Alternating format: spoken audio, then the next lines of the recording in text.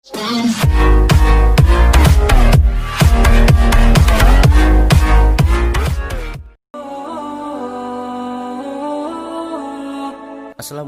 warahmatullahi wabarakatuh. Ada suatu hadis Nabi SAW yang populer di kalangan umat muslim, terutama bagi mereka para penuntut ilmu.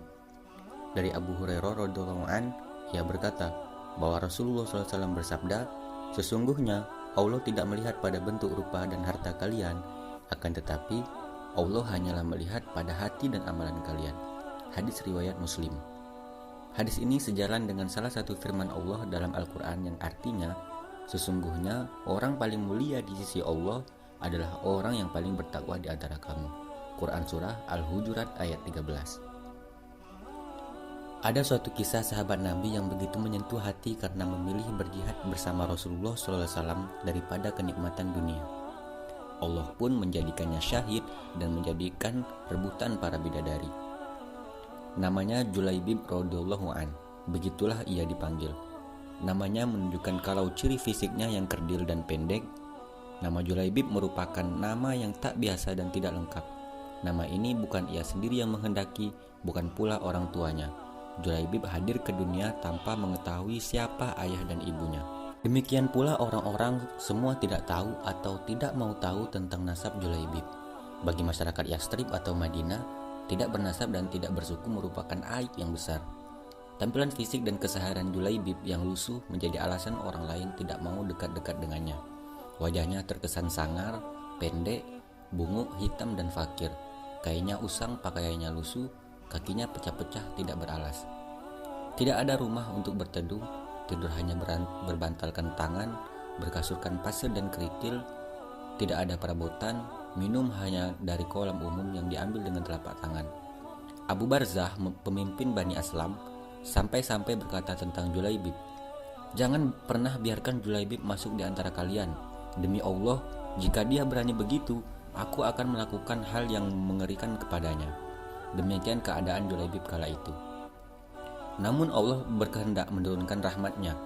Tidak satupun makhluk yang bisa menghalangi. Julaibib menerima hidayah dan dia berada di barisan terdepan dalam sholat maupun berjihad. Meski hampir semua orang tetap memperlakukannya seolah tiada, namun tidak demikian dengan Rasulullah SAW, sang rahmat bagi semesta alam. Julaibib yang tinggal di Sufah, Masjid Nabawi, suatu hari ditegur oleh Rasulullah. "Julaibib," begitu lembut beliau SAW memanggil, "tidakkah engkau menikah?" "Siapakah orangnya yang mau menikahkan putrinya dengan diriku ya Rasulullah?" kata Julaibib tersenyum. Tidak ada kesan menyesali diri atau menyalahkan takdir Allah pada kata-kata maupun air mukanya. Rasulullah SAW juga tersenyum. Mungkin memang tidak ada orang tua yang berkenan pada Julaibib. Namun, hari berikutnya ketika bertemu dengan Julaibib, Rasulullah kembali menanyakan hal yang sama. "Julaibib, tidakkah engkau menikah?" Dan Julaibib menjawab dengan jawaban yang sama, begitu, 3 kali, 3 hari berturut-turut. Dan pada hari ketiga itulah Rasulullah memegang lengan Julaibib dan membawanya ke salah satu rumah pemimpin Ansor. "Aku ingin menikahkan putri kalian," kata Rasulullah pada si pemilik rumah. "Betapa indahnya dan betapa berkahnya." Demikian respon pemilik rumah dengan wajah berseri-seri, mengira bahwa sang nabilah calon menantunya. "Oh ya Rasulullah, ini sungguh akan menjadi cahaya yang menyingkirkan tamaran di rumah kami." "Tetapi bukan untukku," kata Rasulullah. "Kupinang putri kalian untuk Julaibib," tegas Rasulullah.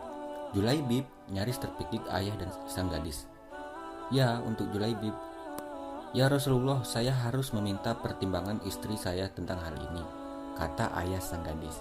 Dengan Julaibib, istrinya menjawab, "Bagaimana bisa Julaibib berwajah lusuh, tidak bernasab, tidak berkabilah, tidak berpangkat, dan tidak berharta?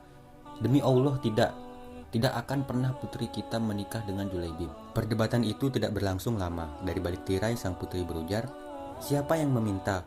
Sang ayah dan sang ibunya pun menjelaskan, "Apakah kalian hendak menolak permintaan Rasulullah? Demi Allah, kirim aku padanya. Dan demi Allah, karena Rasulullah yang meminta, maka tiada akan membawa kehancuran dan kerugian bagiku," kata sang gadis.